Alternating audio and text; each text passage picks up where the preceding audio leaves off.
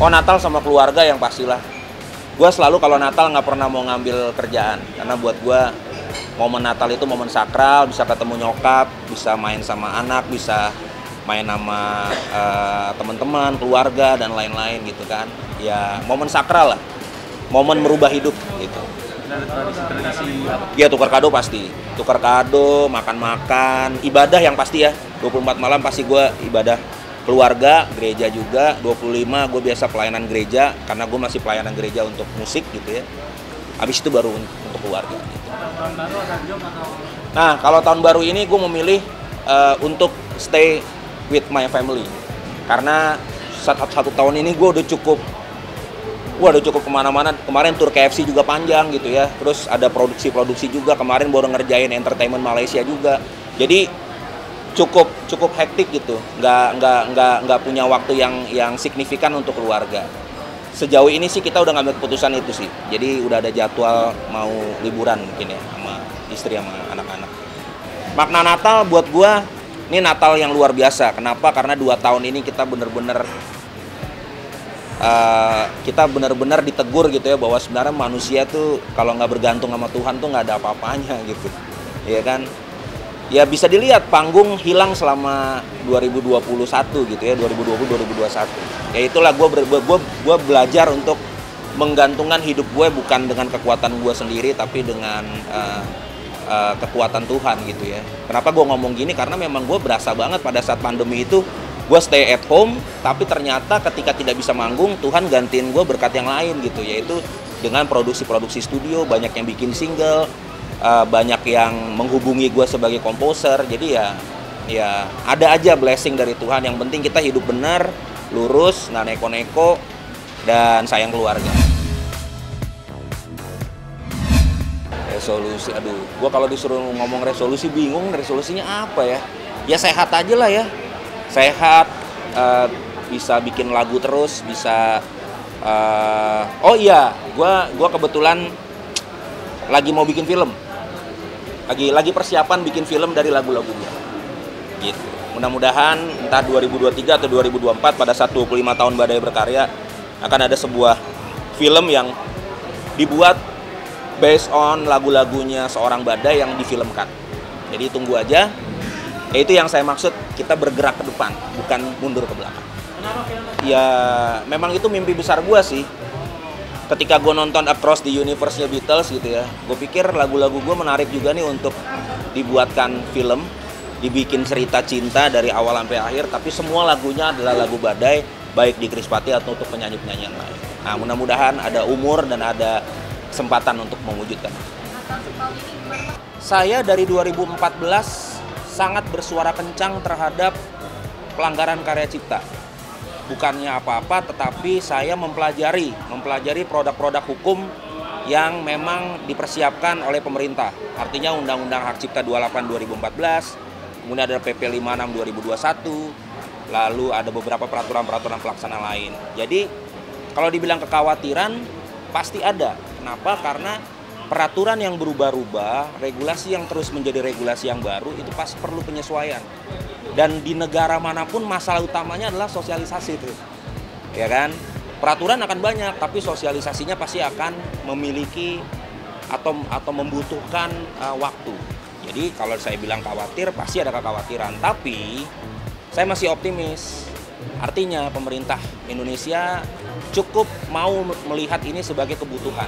Jadi saya rasa masih ada harapan untuk musisi Indonesia, terutama untuk pencipta lagu Indonesia.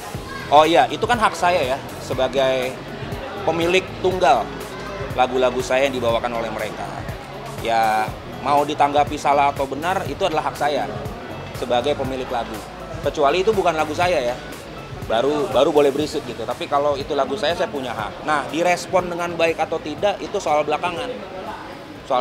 Artinya, ya kami udah bertemu dengan baik-baik segala macam, tapi tidak berarti perjuangan saya untuk melindungi karya cipta saya berhenti. Saya akan tetap berjuang karena masih banyak cara lain atau masih banyak jalan lain untuk melindungi karya-karya cipta. Oh enggak, mereka menanggapi protes saya dengan baik. Kalau tidak ditanggapi dengan baik kan pasti kan ada hal-hal lain lagi kan. Tapi kan kita udah ketemu, udah cukup ngobrol panjang lebar, ya kan. Sekali lagi saya tegaskan, saya punya hak mutlak, absolut, tidak bisa terbantahkan kalau saya mengucapkan atau memberikan pemikiran-pemikiran tentang itu. Kalau versi saya sebagai pemilik lagu, hasilnya baik-baik saja, baik-baik saja. Tapi itu tadi yang saya bilang, mau hasilnya apapun tidak berarti seorang Badai akan berhenti untuk speak up, berbicara apapun, bukan hanya kepada pihak mereka tapi kepada siapapun yang melakukan penyelewengan atau pelanggaran terhadap karya cipta. Berarti sudah diperbolehkan atau bagaimana? Ya masih lihat bawain kan, kalau masih lihat bawain ya berarti diperbolehkan lah, gitu. Tapi melihat bahwa ini ada sebuah komitmen untuk payung hukum itu. Ini pertanyaannya maksudnya payung hukumnya apa nih maksudnya?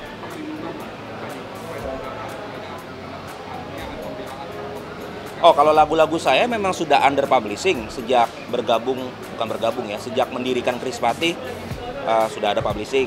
Dan saya anggota LMK, anggota Warna Musik Indonesia untuk performing rights. Kemudian dengan pihak Krispatih juga pada saat itu sudah ada kontrak, ya, kerjasama, artinya mereka boleh membawakan lagu. Saya kontrak hanya berlaku 1 tahun, ya, dengan 20 lagu yang udah saya izinkan. Kenapa nggak semua? Karena 20 lagu udah banyak kali bos gitu ya, udah banyak banget gitu ya. Dan pembagiannya juga sistem prosentase. Kenapa saya lakukan itu? Karena saya membutuhkan legalitas. Saya nggak mau cuma ngomong verbal-verbal doang, karena itu nggak bisa ada pertanggungjawabannya.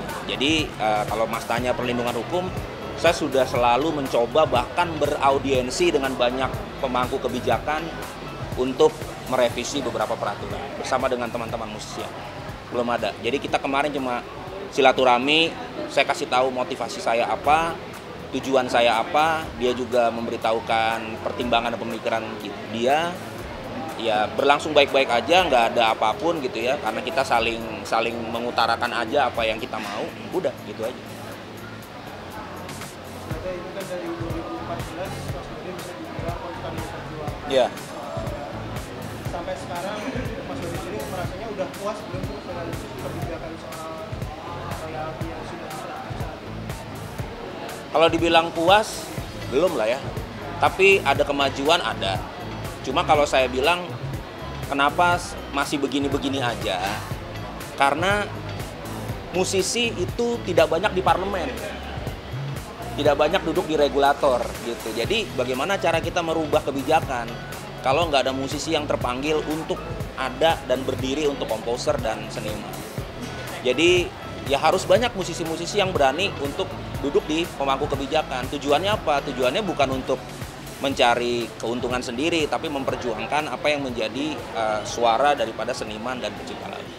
Enggak. Pokoknya intinya adalah kalau ada kesempatannya untuk saya berjuang, tidak harus di parlemen, ya kan, tidak harus di parlemen, karena saya juga punya komunitas gitu ya. Saya juga punya beberapa pencipta lagu muda juga saya didik, saya bersihkan pemikiran mereka dari pemikiran yang salah gitu ya. Dan ya saya belum bisa jawab saya ada di parlemen atau enggak, ya kita tunggu aja nanti.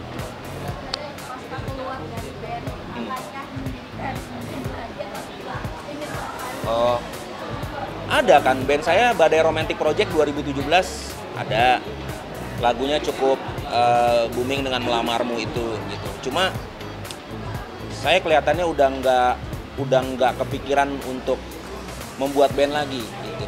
Bukan trauma, bukan, tapi ya saya udah nggak di situ lagi lah. Saya udah, kehidupan karir saya udah bukan di versi band lagi, tapi ada banyak hal-hal ke depan yang saya pikirkan gitu.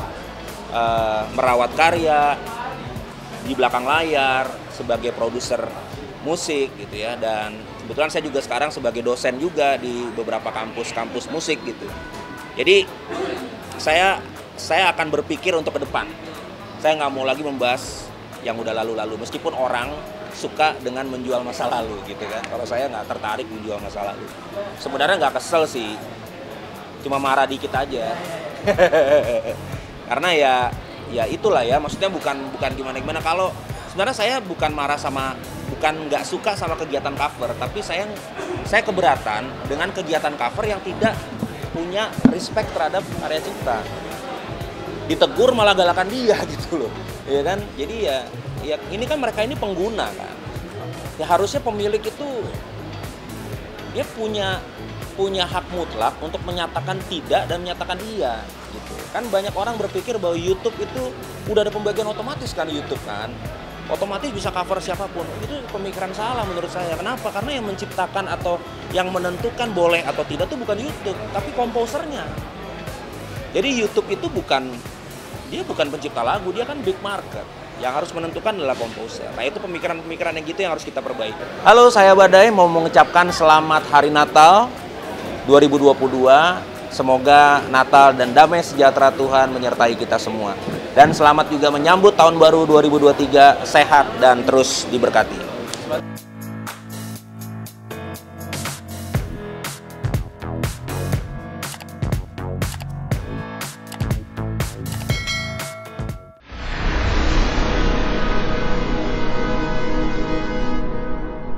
Jadi jangan lupa untuk subscribe Cumi Cumi.